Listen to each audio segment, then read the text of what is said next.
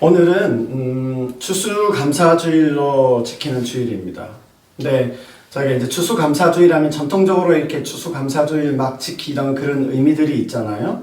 근데 저희는 좀 이 한 해 이 후반부에 거의 끝날 무렵에 한 해를 좀 돌아보고 마무리하면서 하나님의 그 은혜에 기억하고 감사하는 그야말로 이제 감사의 절기로서 이 감사주일로 그렇게 드리면 좋겠다 싶습니다.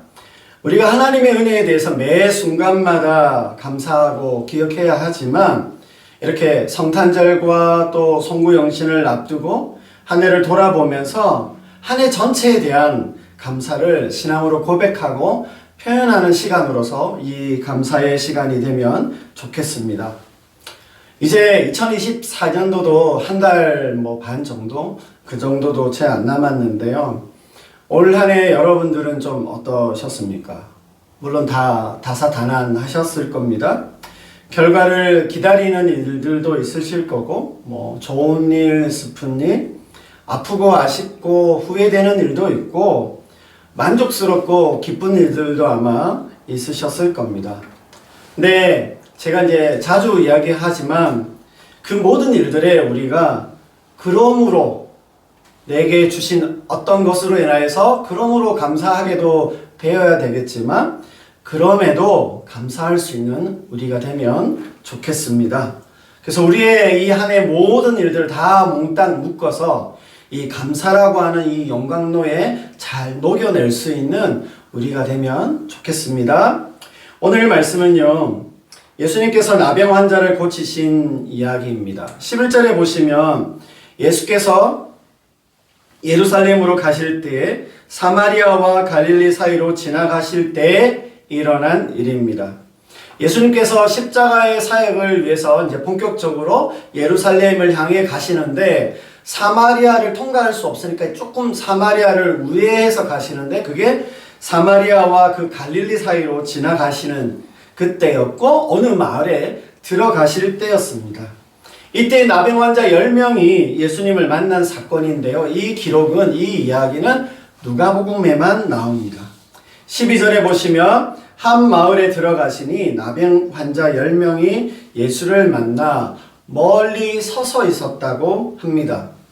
이 말씀에서 보면 이 나병 환자 10명이 우연하게 예수님과 이렇게 만나게 된 것이 아니라 일부러 예수님을 만나기 위해서 찾아왔다라고 하는 것을 알 수 있어요.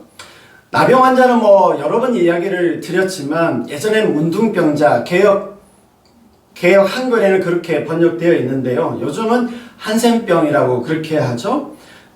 당시는 지금은 전염병이라고 생각하지 않는데 당시는 이게 전염되어지는 피부 질환이고 결국에는 이제 고칠 수 없어서 죽게 되어지는 병으로 여겨졌습니다.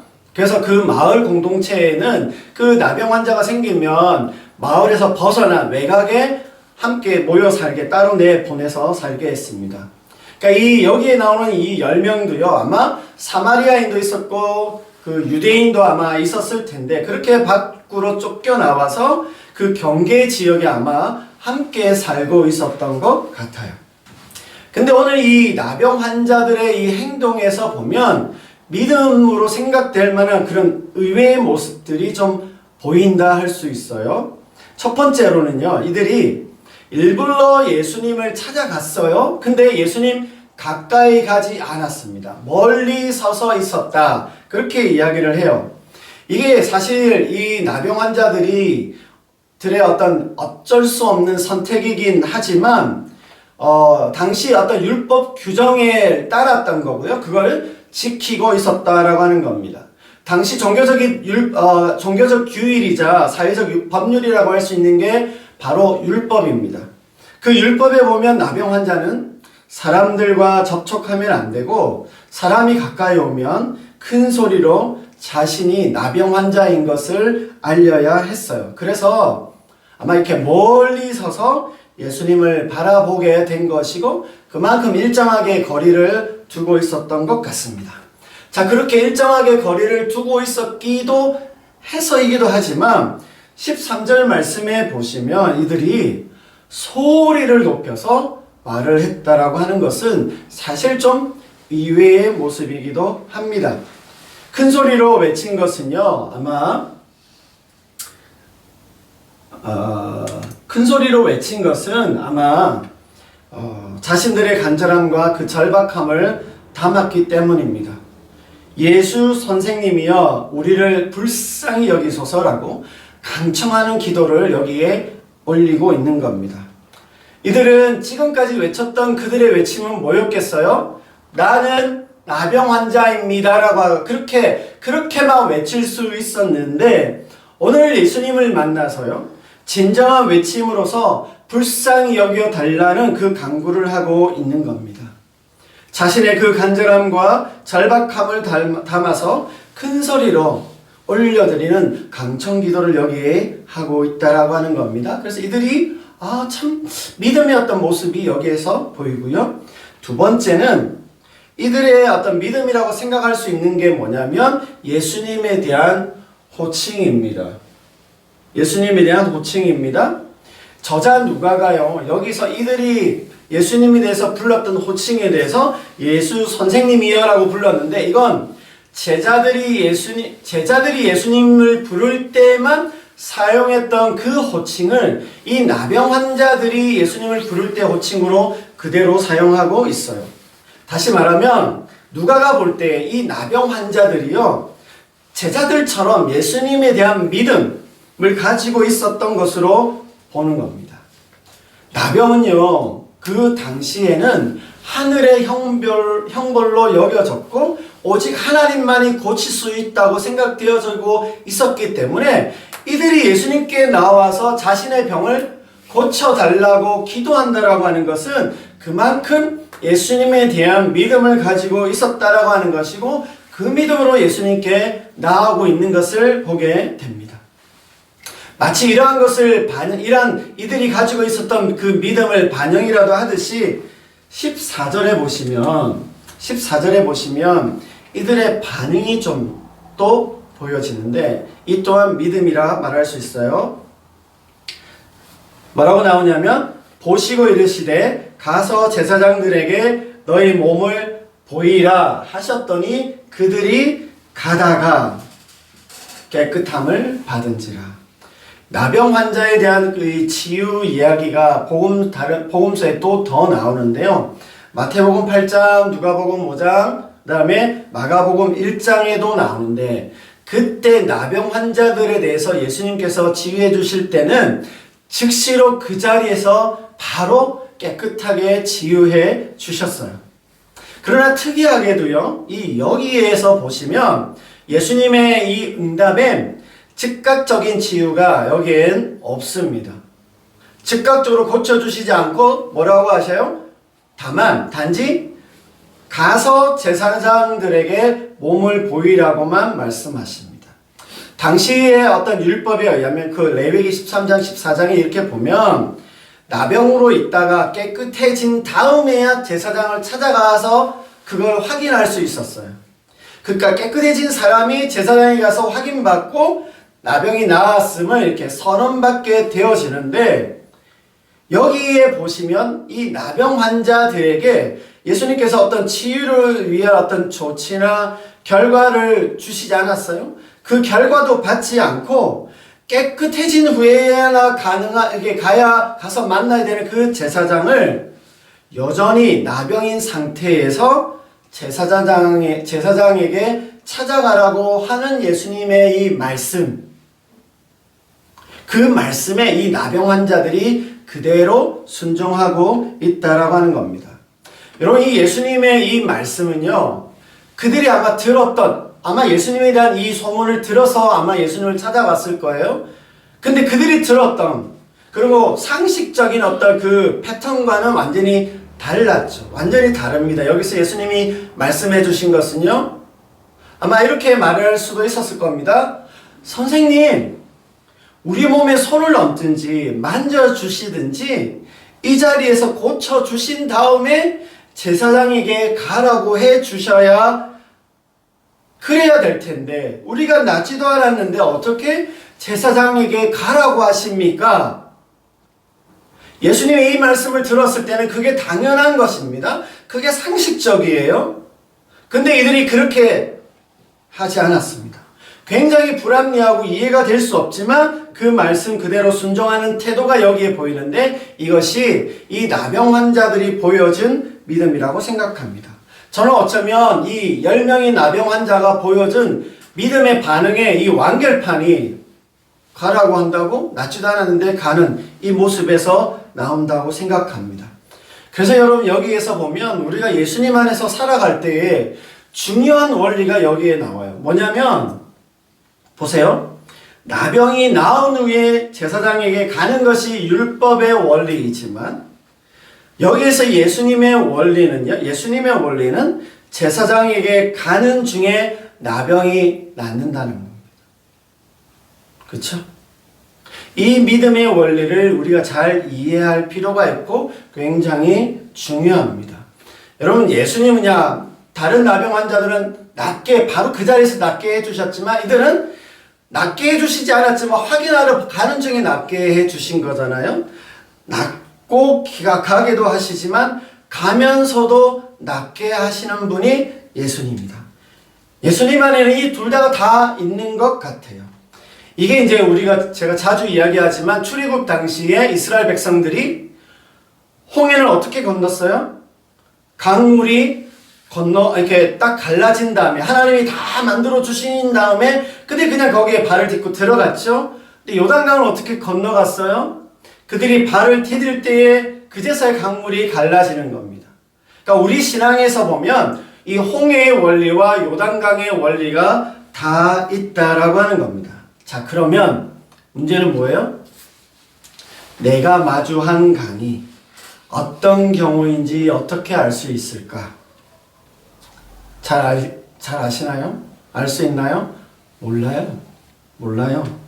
그래서요, 이게 어떤 경우인지를 분별하고 판단하고 막 그것을 가리는데 너무 시간을 많이 들고 너무 그걸 막 예리하게 분석하는 거기에 시간을 들일 것이 아니라 하나님께서 내게 어떤 마음을 주시고 말씀을 주신다면 그 부담에 대해서 더 내가 민감하게 반응하고 순종하는 일에 더 우리가 집중할 필요가 있다라고 하는 겁니다. 여러분 그러면 우리가 항상 성공할 수 있겠죠? 그것도 아닙니다. 그렇게 한다고 해서 우리가 그렇게 한다고 해도요 우리는 많이 실패하게 될 것이에요. 그러나 여러분 그렇게 우리가 하나님 앞에 순종하며 나아갈 때 우리의 영적인 실력이 늘어나는 것은 확인할 수 있습니다. 그리고 그러한 것 속에서 하나님께서 계속해서 우리의 삶을 인도해 가시는 것을 우리가 경험하게 된다고 하는 것입니다. 자, 이렇게 해서 이들이 치유함을 받습니다. 근데요, 이제부터 일어나는 일은, 이때까지는 치유의 모습에서 보여지는 전형적인 모습인데, 지금부터는 이 이야기의 반전과 핵심이 나오는데, 15절과 16절 말씀입니다. 같이 한번 읽어보도록 하겠습니다. 같이 읽습니다. 시작! 그 중에 한 사람이 자기가 나온 것을 보고 큰 소리로 하나님께 영광을 매어 돌아와 예수의 발언을 엎드려 감사하니 그는 사마리아 사람이라. 10명이 함께 가는 도중에 그들 모두가 깨끗해졌고요. 그것을 모두가 알았습니다. 그러자 9명은 놀라워하면서 흥분된 마음으로 더욱 빨리 제사장을 향해 갔어요. 왜요? 예수님께서 제사장에게 가라고 하셨거든요. 그러니까 예수님께서 가라고 하셨으니까 가는 겁니다. 근데 그 중에 한 사람은요, 그들과 달리 반대로 돌아서서 다시 예수님께로 돌아온 겁니다. 여전히 자신의 나병이 나았다는 그 사실이 실감나지는 않지만 하나님께 영광을 돌리며 예수님 계신 곳으로 다시 찾아와 나와서는 예수님의 발 아래 엎드려 감사를 드립니다. 감사합니다. 머리를 쪼아리면서 아마 연거푸 감사합니다를 그렇게 외쳤을 겁니다. 여러분 이 장면에서 다 같이 믿음으로 순종하고 그들이 응답을 받고 다 그렇게 했지만 이 순간부터 좀 갈라지게 되는 것 같아요. 여기에 보면 9대 1의 비율인 것을 알 수 있습니다. 절대 다수의 어떤 선택이 있지만 극소수의 이 선택이 어떤 선택을 하고 있는지, 어떻게 나타나고 있는지를 우리가 보게 됩니다. 다 같이 믿음으로 예수님께 나왔고 그 말씀대로 길을 나섰지만 낫고 나니까 다르게 가는 것을 보게 됩니다. 결국 9명은 제사장에게 보이기 위해서 갔고요. 1명은 예수님께 다시 돌아온 것입니다. 오늘 이 사마리아 사람이 보여진 중요한 행동 중 하나가 뭐냐면 돌아온 겁니다. 이 돌아왔다라고 하는 헬라어가요. 여기 안 써놨네. 휘포스테포입니다. 휘포스테포인데 이게 우리가 흔히 영적으로 신앙적으로 여호와께 돌아가자, 예수님께 돌아가자라고 할 때 그 돌아간다는 말과 똑같은 단어를 여기에 썼습니다. 이 사마리아 사람은요, 단순히 예수님께 인사하려고 다시 찾아온 게 아니라 예수님께 자신을 의탁하고 헌신하기 위해 예수님께 찾아온 겁니다. 자신의 삶과 믿음의 방향을 바꾸는 그야말로 인생의 방향 전환을 여기에서 하고 있다는 의미로 돌아왔다라고 하는 단어가 쓰였습니다. 이렇게 1명만 다시 예수님께 돌아왔다는 사실이 너무너무 놀랍잖아요. 어떻게 9명 그렇게 가버리지? 할 수 있는데 더 놀라운 사실이 뭐냐면 그가 사마리아 사람이었다라고 하는 것입니다. 유대인들은 사마리아 사람을요 인간으로 보지 않았습니다. 무시하고 상종하려고도 하지 않았어요. 그래서 우리가 선한 사마리아인의 그 비유를 우리가 많이 듣지만 유대인들이 처음 그 비유를 들었을 때 아마 깜짝 놀랐을 겁니다. 엄청난 충격을 받았을 거예요. 근데 오늘 여기에서 보시면 예수님께서 이 사람에게 대해서 사마리아인을 뭐라고 이야기하시냐면 이방인이라고 칭합니다. 이 이방인이라고 칭하는 이 단어가 신약에서는 이것밖에 나오지 않는데요. 비유대인을 좀 낮추어서 좀 비하하듯이 하는 그 단어를 예수님께서 여기에 쓰고 계시다라고 하는 겁니다. 그만큼 사실은 낮추어서 말하기보다는 예수님께도 이 사람이 이렇게 돌아왔다는 사실에 대해서 예수님께서 굉장히 놀라워하셨다는 말이에요. 사마리아인이 돌아왔다는 것도 충격이지만 이 이방인이라고 하는 이 표현 속에서 보면 예수님이 얼마나 충격을 되게 예수님도 놀라워하셨다라고 하시는 것을 알 수 있습니다. 이렇게 돌아온 이 이방 사마리아인의 감사에 대해서 예수님은 믿음으로 이 사람의 믿음을 인정해 주시는데 그게 17절에서 19절에 나옵니다. 제가 한번 읽어볼게요. 예수께서 대답하여 이르시되 10사람이 다 깨끗함을 받지 아니하였느냐? 그 압은 어디 있느냐? 이 이방인 외에는 하나님께 영광을 돌리러 돌아온 자가 없느냐 하시고 그에게 이르시되 일어나 가라. 내 믿음이 너를 구원하였느니라 하시더라. 저는 예수님께서 여기에서 볼 때 그들이 다시 돌아올 것을 기대하셨을까? 라고 하는 생각을 해봅니다. 왜냐하면 이 말씀 속에서 보면요. 예수님께서 야단치시듯이 막 그렇게 말씀하고 계신 건 아닌 것 같습니다. 근데 그렇게 돌아와서 엎드리고 영광을 돌리는 어떤 그 감사를 예수님께서 이렇게 받으시면서 이 돌아온 사람의 이 돌아오고 감사한 이 믿음의 선택에 대해서 얼마나 기특하고 이뻐하셨을까, 이쁘게 보셨을까라고 하는 생각이 들어요. 예수님의 입장에서 보면요, 이 이방인의 감사는 그야말로 아셨겠지만 제가 제 표현으로 보면 뜻밖의 경배고요, 의외의 경배, 감사다라고 하는 겁니다. 그래서 참 예수님께는 감동이 있으셨을 거라고 생각해요. 예수님은 이 사마리아인에게 내 믿음이 너를 구원하였다 라고 말씀하시면서 뭐라고 하세요? 하시면서 뭐라고 말씀하셨어요? 가라 라고 다시 말씀하세요. 앞에는 제사장에게 하실 때 그 가라고 하지만 여기 이 가라고 하는 것은요, 그 처음과 다른 의미로서 그의 삶에 대해서 어떻게 예수님께서 보고 계시는지를 보여주는 가라 라고 하는 의미다라고 하는 겁니다. 다시 말하면요, 이 육신의 치유 그 이상의 의미로 이 사람이 전인적으로 그가 구원을 받았음을 예수님께서 선언해 주고 계신 겁니다.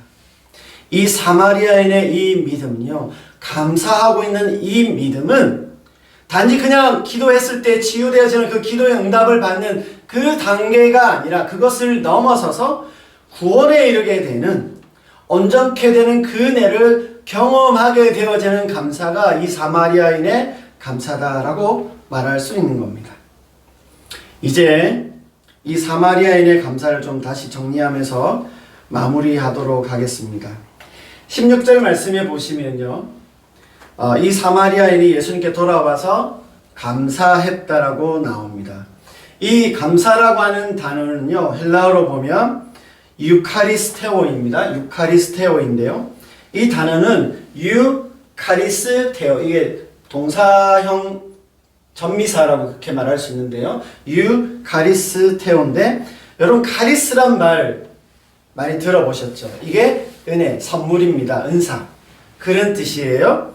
그러니까 여기에서 파생된 게 유카리스테오입니다.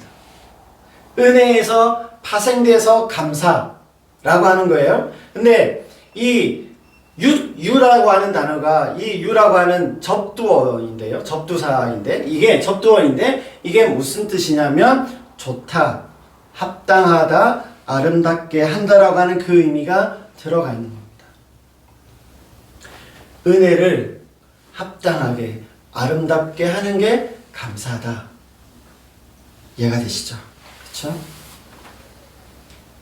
감사할 때, 감사라고 할 때 우리의 삶이 은혜인 것을 알고 그 은혜로 살아간다는 것을 고백하는 것이 감사 안에 들어있다고 할 수 있습니다. 그래서요, 이 말 정말 괜찮은 말입니다. 감사는 하나님께 받은 그 은혜를 좋게, 합당하게, 아름답게 하는 능력이 있다. 중요한 말입니다. 제가 한 번 더 읽습니다. 감사는 하나님께 받은 그 은혜를 좋게, 아름답게, 합당하게 하는 능력이 있다. 감사를 통하여서 나에 대한 하나님의 은혜를 은혜가 되도록 합당하게 해준다라고 하는 것입니다. 그래서 우리가 믿음이 있다라고 하는 것은요, 믿음으로 산다는 말이 되는 거잖아요. 그리고 그 믿음으로 사는 것은요, 감사하는 삶이다, 그렇게 말할 수 있습니다. 그래서 여러분, 우리가 좀 우리의 삶을 통해서 이게 자연적으로 본능적으로 막 저절로 감사하게도 되어지지만 의도적으로라도 감사를 선택하며 감사할 수 있으면 좋겠습니다. 우리에게 주어진 것들이 당연하게 있는 것이라 여기지 말고 감사함으로 받을 수 있어야 해요. 그래서 오늘 저희가 찬양했던 이 은혜라고 하는 가사, 송경민 작사 작곡인데요, 참 이 찬양 가사가 은혜라고 하는 찬양인데 은혜가 되더라고요. 제가 한번 찬찬히 읽어보겠습니다. 내가 누려왔던 모든 것들이, 내가 지나왔던 모든 시간이, 내가 걸어왔던 모든 순간이 당연한 것 아니라 은혜였소.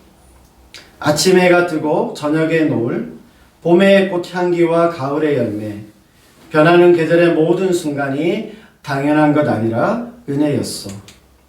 내가 이 땅에 태어나 사는 것, 어린아이 시절과 지금까지 숨을 쉬며 살며 꿈을 꾸는 삶, 당연한 것 아니라 은혜였소. 내가 하나님의 자녀로 살며 오늘 찬양하고 예배하는 삶, 복음을 전할 수 있는 축복이 당연한 것 아니라 은혜였소. 모든 것이 은혜, 은혜, 은혜, 한없는 은혜. 내 삶에 당연한 것 하나도 없었던 것을 모든 것이 은혜, 은혜였어. 우리의 삶이 당연하다면 당연하다고 생각할 수 있겠지만요, 우리가 좀 의도적으로 감사를 선택하고 고백하고 표현할 수 있으면 좋겠습니다. 한 해를 정리하고 마무리하면서 이 감사주의를 보내며 좀 우리의 삶을 이 감사라고 하는 용광로에 잘 녹여낼 수 있는 우리가 되면 좋겠습니다. 그런 우리의 감사는요, 틀림없이 하나님께 영광이 될 거라고 믿습니다. 우리의 삶을 감사로 고백할 수 있다면 그 삶은요, 하나님의 영광을 드러내는 삶이 될 것입니다. 오늘 이 사마리아의 사람은요, 감사함으로 하나님의 영광을 드러냈습니다. 감사함으로 하나님 앞에 고백하고 경배함으로 하나님께 영광이 되는 삶으로 바꾸어 가시고 전환해 가시는 우리 모두가 되시기를 주님의 이름으로 축복합니다. 하나 더, 너무 좋은 말인데 이걸 제가 어디서 봤는지 모르겠지만, 감사는 삶의 조건이 아니라 삶에 대한 해석이다. 아마 그 절대 감사란 책에서 보았을 것 같은데요. 여러분, 우리에게 일어나는 그 모든 일들 속에서 좋은 일들도 많지만 안 좋은 일, 어려운 일 많잖아요. 그래도 그 안 좋은 일들이 최악의 상황이 아니기 때문에 또 사실 감사할 수 있는 겁니다. 조건을 보면 감사하지 못하지만 감사함으로 해석하면 감사하게도 되는 것입니다. 우리가 감사하다고 말하고 감사하게 여긴다고 사실 여러분 그 환경 자체가 바뀌는 것은 아닐 수 있습니다. 바뀌게도 해주시지만 아니지만 그 상황과 조건이 바뀌어지는 것을 저는 많이 경험하게 됩니다. 우리가 충분하고 풍부하고 있는데도 불구하고 감사하지 않으면 여러분 뭐가 되는 것이에요? 내가 가진 것이 빈곤하고 내 상태가 불행하다라고 말할 수밖에 없는 겁니다. 근데 감사하다라고 하면 내 어떤 조건 안에서도 내가 행복해지고 만족해지는 겁니다. 믿음 안에서, 우리 하나님 안에서 우리의 삶을 감사로 해석할 수 있기를 바랍니다. 이제 말씀을 맺습니다. 여러분, 우리의 삶과 인생에 대한 하나님의 은혜를 기억하면 좋겠어요. 그리고 그 은혜에 감사한 마음으로 다시 충만하게 되는 우리가 되면 좋겠습니다. 여러분, 이 감사라고 하는 오늘 언어가 많이 나오는데요. 이 헬라어가 유카리스테오라고 말씀을 드렸고 은혜라는 단어가 카리스에서 나왔는데요. 성경에 또 한 중요한 장면이 고린도전서 11장에 보면 예수님의 마지막 성만찬 때 거기에 보시면 예수님께서 떡을 가지시고 축사하시면서 떼어주셨다라고 할 때 그 축사란 단어가 유카리스티아입니다. 조금 다르죠? 근데 이 성찬을 의미하는 이 단어인데요. 여기에 이 단어도 감사에서 파생된 단어다라고 하는 겁니다. 이걸 조금 이제 제가 과장되게 좀 더 과격하게 이제 이야기를 해본다면 성찬을 통해서 우리가 예수님과 신비한 연합을 이루어 가듯이 감사를 통해서도요. 내 마음 안에, 내 삶 안에 감사하게 될 때 예수님과 연합되어진다라고까지 제가 말씀드려 볼 수 있겠다라고 하는 겁니다. 여러분, 이 9명, 나머지 그 9명도 분명히 은혜를 받았습니다. 선물을 받았어요. 예수님으로부터 은혜를 받아서 기도의 응답을 받았지만요.